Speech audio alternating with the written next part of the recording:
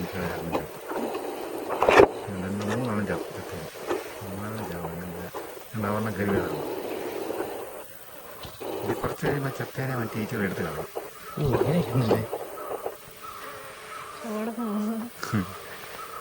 ഇതിനകത്ത് ചത്ത് കിടന്നാലേ എണീച്ചാൽ അതിൻ്റെതായ ഒരു മണം വരെ നോക്കി. ഇനിയിപ്പോൾ അതൊക്കെ കയറാൻ വേണ്ടി പരിശ്രമിക്കും.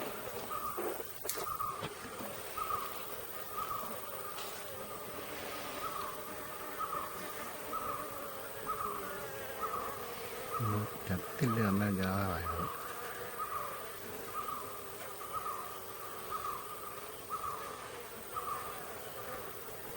ഇനിയൊന്നും ഇതിനകത്ത് ചാടിയില്ല കേട്ടോ, പിടിക്കാൻ തുടങ്ങി.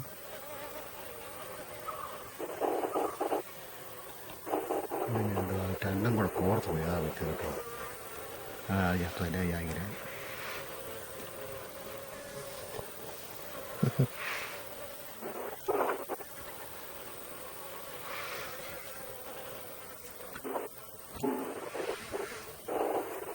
വെള്ളം ചേർത്താൽ 10 ഉണ്ടാകും. അതുപോലെ നമ്മൾ പഞ്ചസാര കൂടെ ഉണ്ടാക്കി കഴിയും. റാണി നല്ല സമയത്ത് 250 മുട്ട വരെ ഇടുന്നതാണ്. ഈ സമയത്ത്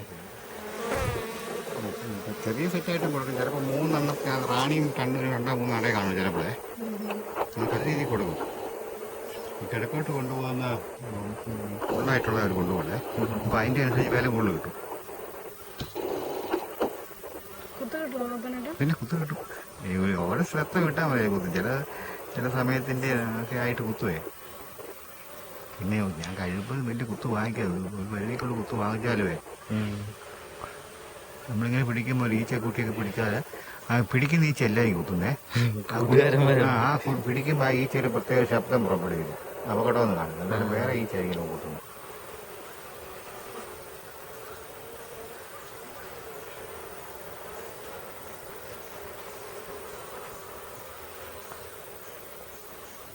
ഇത് എൻ്റെ വെട്ടിയല്ല, ഇത് ഈ ഒരു സൊസൈറ്റിക്കാർ കൊണ്ടാണ് വെട്ടിയാണ്. കഴിഞ്ഞ വർഷം ഇവിടെ നിന്ന് കൊടുക്കാനില്ല, കൊണ്ടുപോകണില്ല. ഓരോ പറഞ്ഞ് പെയിൻറ്റ് വെള്ളം മണ്ണെണ്ണ ഒഴിക്കുന്ന വാരം വെള്ളം ഒഴിച്ച് അവർ പെയിൻ്റ് അടിക്കുക. എന്നോടും പറഞ്ഞു ഞാൻ ചെയ്യാൻ പോകുന്നു. അവർ ചെയ്ത കൈ കുടും കൂടെ കഴിയാൻ പറ്റില്ല. അതുകൊണ്ട് കുഴപ്പമില്ലെന്ന് പറഞ്ഞു.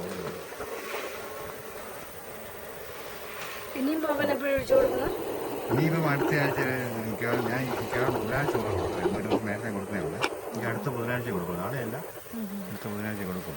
പിന്നെ ചിലപ്പോൾ കൂട് കൊടുക്കേണ്ടി വന്നാൽ കൊടുക്കും. സെറ്റ് മാറ്റേണ്ടി വന്നാലേ.